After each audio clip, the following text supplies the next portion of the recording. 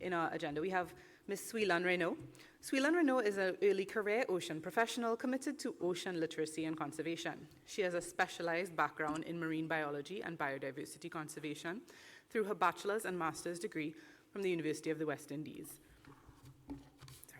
St. Augustine. Sweelan's proficiency extends to climate and ocean consulting, where she actively contributes to projects tailored to advancing ocean and climate-related projects throughout the Caribbean. And she currently serves as the social media and communications manager of Sustainable Ocean Alliance Caribbean, which is a youth organization which amplifies youth-led ocean solutions and engages in ocean advocacy. Sweelan is also a project officer at Eco Vibes Environmental Creatives, which is a social enterprise focused on building powerful environmental content through storytelling and developing innovative tools to mobilize youth as agents of change. Please welcome Sweelan Renaud.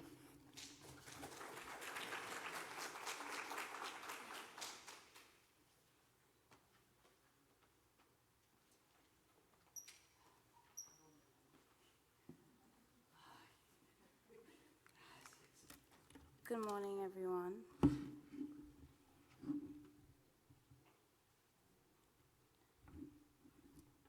Okay, so I'm coming from a social perspective this morning, a bit of a different angle.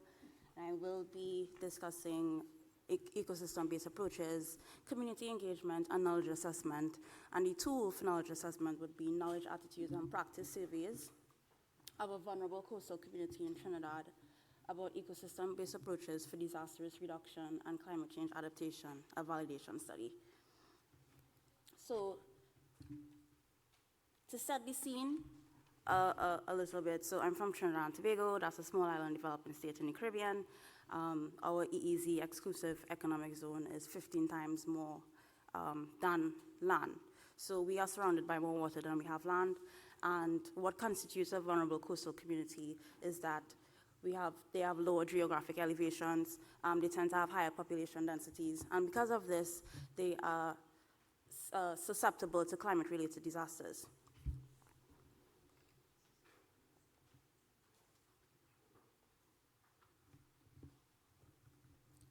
Technical difficulties. So with climate-related disasters, we have a suite of effects. All of us here are practitioners in that area. We know that it could be accelerated sea level rise, increased flooding, tidal inundation, saltwater intrusion, and rising water tables. And our climate community for the past couple decades climate action would be what we would use to circumvent these issues. Climate action is often spoken about in two broad categories. That would be adaptation and mitigation. Adaptation being responding to climate change, and mitigation being reducing emission sources, or greenhouse gas emissions to be exact. But in the context of what I'm speaking about today, we're looking at the adaptation aspect, which is ecosystem-based approaches. A lot of us know that to be nature-based solutions. But the CBD 2004 has stated that the ecosystem approach is a strategy for the integrated management of land, water, and living resources that promotes conservation and sustainable use in an equitable way. Ecosystem-based approaches can be broken down into two umbrellas even further. We have ecosystem-based disaster risk reduction, ECO-DRR, and EbA, ecosystem-based adaptation for climate change adaptation. And we could see that there are three main targets: disaster prevention and recovery, hazard mitigation, and climate change adaptation. But we also have a lot of potential co-benefits, so ecosystem services, such as biodiversity conservation and protection efforts. Now, how do knowledge, attitudes, and practice surveys come in? CAPs or KPs can be used as a baseline. So when you're going into the community and you're implementing a project, it should be used from early onset or project implementation. So with the baseline, KPs are often implemented that precedes a campaign or a project. And after, if you're doing your terminal evaluation, you do another KP and you assess if there's a difference between what the community knew at that point in time, what their behavior was, what it is they did in the context of of the thematic area, as opposed to if anything has changed. So it's really important to involve the community in the beginning, and KPs are a good way to do that. Now, in life sciences and natural sciences, we don't tend to validate studies. It's really important that we do that so we understand that we're getting the best out of our data. In social sciences, and especially medical sciences, that is very important. If you look that up, you'll see a lot of studies on validations, developing and validating a study in the medical science field, because that's health you're dealing with and people's lives, so you have to make sure that your surveys are obviously correct.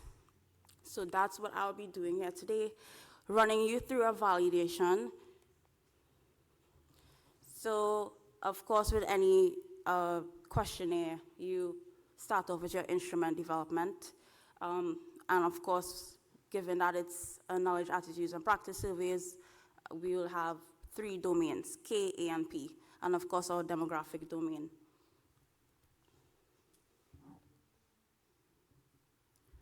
So after you have developed this instrument with your systematic review of your literature, you reach out to your experts in the field of, in this context, ecosystem-based approaches, disaster risk, and climate change. I would have reached out to 14 experts. 10 of them responded to the call. Only 7 of them actually completed it. So we have a panel of 7 experts. After you have your panel, you ask them to rate your questions for its clarity and relevance. The most important element is relevance, because we have to make sure that the question is relevant to your aim or your objective. So you ask them to rate it on a scale of 1 to 4, and then you're able to calculate item content validity or scale content validity.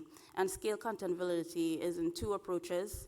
You could calculate it in the average approach, or UA, which is universal agreement, and it's rated from 0 to 1. Item content validity is basically the sum of all the items over how much experts.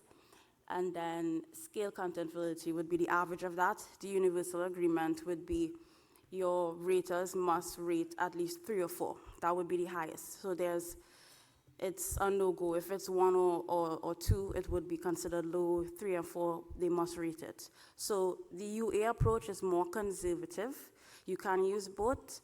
In research, scientists say that it is transparent that you mention both approaches so that someone reading could see both. And we will discuss that further and why. After you have your content validity indices, more than likely you will have to revise this questionnaire.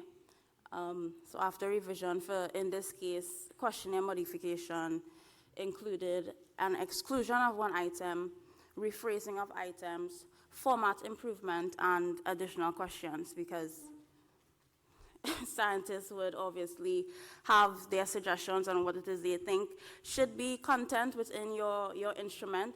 So you, based on your objectives, you include to suit. And we have a table on the bottom left corner there just showing you the interpretation of the ICVIs and the SCVIs. So this research would have been done through the University of the West Indies, St. Augustine. So of course, because of that, ethics had to be approved. So it would have been exempted from review. It's a no more than minimal risk study, meaning that vulnerable populations weren't targeted. The sample size can be improved. This is a research that would have had limited time and resources. So with a lot of research where there are gaps, this will be one of them. But the community identified would have been Claxton Bay, St. Margaret's Claxton Bay, and based on our vulnerability and capacity assessment of Trinidad and Tobago, Claxton Bay has been considered to be a vulnerable coastal community. There's a lot of increased flooding that happens in Claxton Bay when there's heavy rains and tropical storms. So the minimum would have been 32 participants would have been targeted, and based on our central limit theorem and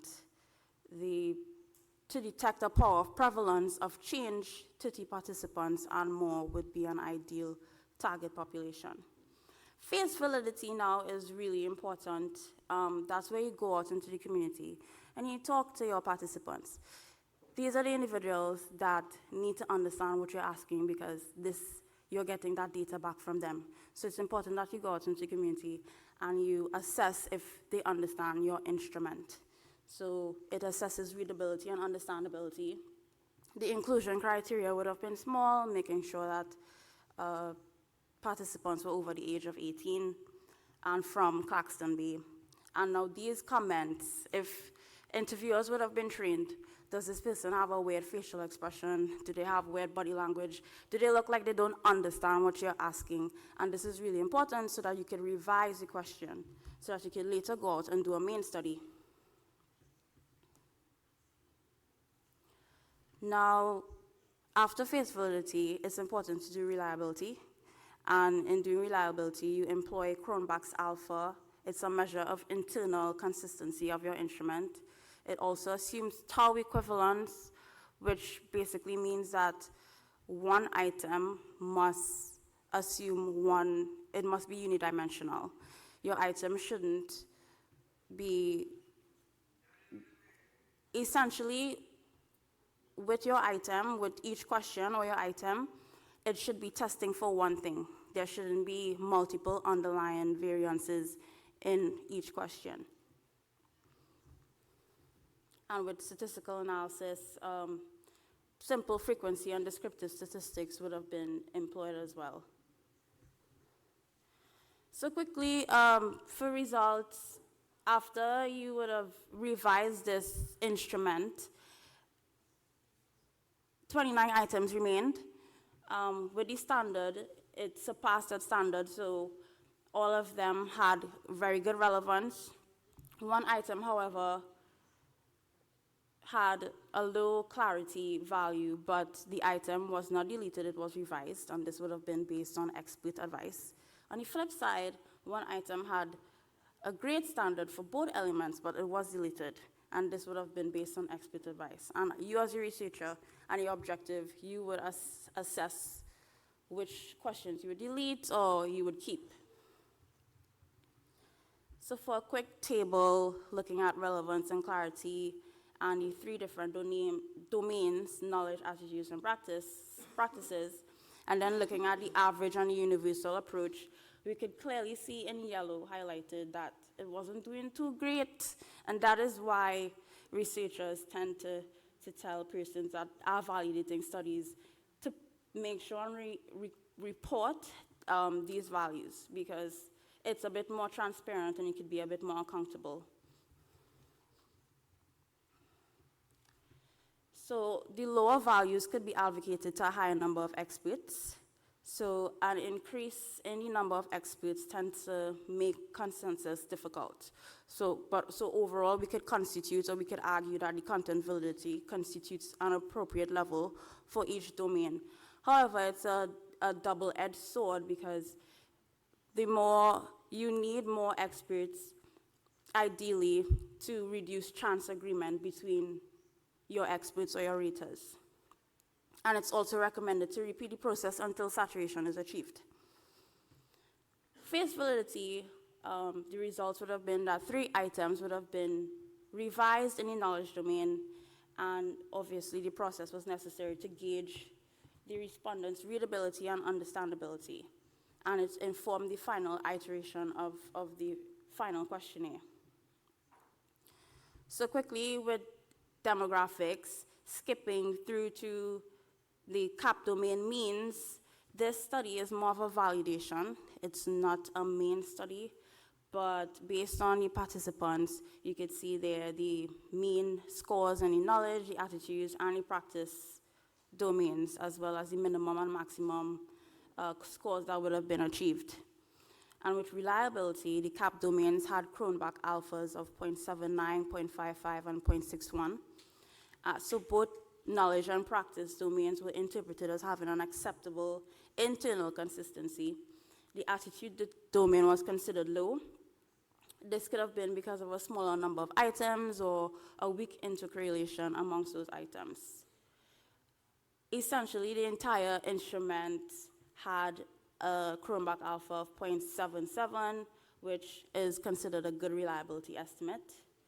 And to improve reliability, it can be accompanied by exploratory factor analysis, and that's getting into more statistics, or confirmatory factor analysis, which basically would assess how many factors one question is probably underlied by, and we want to make sure that one question is testing for one trait.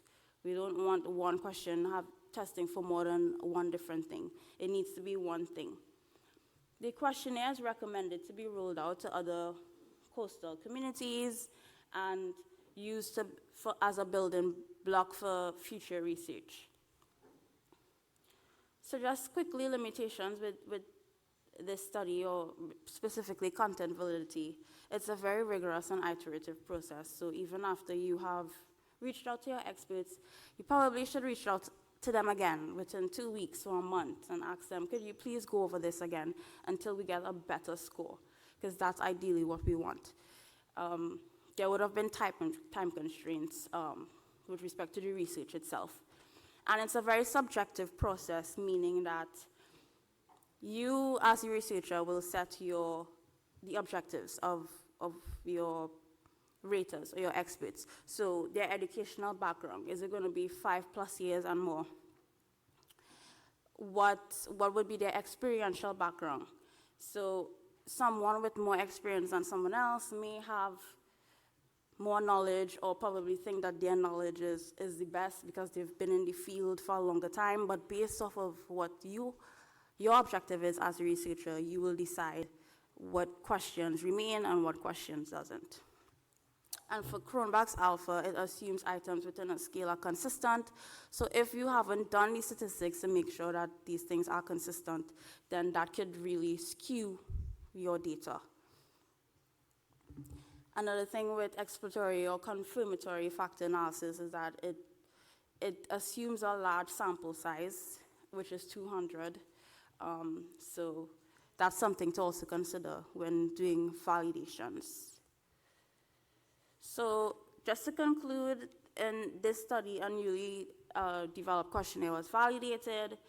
The final iterations of the questionnaire had 4 domains, so demographic, knowledge, attitudes, and practices.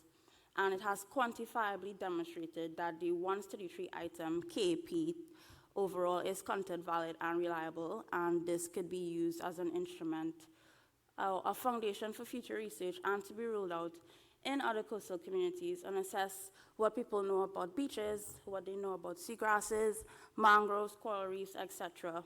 So you use this instrument at the beginning of the project, and then you use it again in your terminal evaluation to see if anything has changed with their knowledge, attitudes, and their practices. These are just some references. Thank you. Any questions?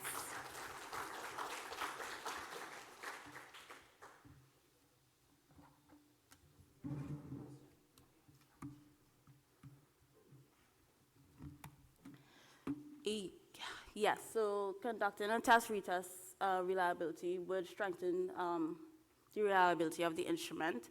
Because of time constraints, again, and resources, that would not have been done, but basically test-retest would be, you went into the community, you tested KAP, then you go back again sometime after to see if there is any change or any difference with the scores.